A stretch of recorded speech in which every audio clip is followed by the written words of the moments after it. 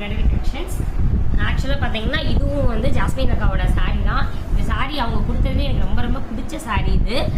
கலரே பார்த்தீங்கன்னா க்ரீனும் இல்லாமல் ப்ளூவும் இல்லாமல் பயங்கர ஆக்டாக ரொம்ப சூப்பராக ரொம்ப அழகாக இருக்கும் இந்த சாரீ. இங்கே பார்த்தீங்கன்னா புட்டாஸ் வந்து அங்கங்கே வச்சு வந்துட்டு ரொம்பவே அழகாக இருக்கும்.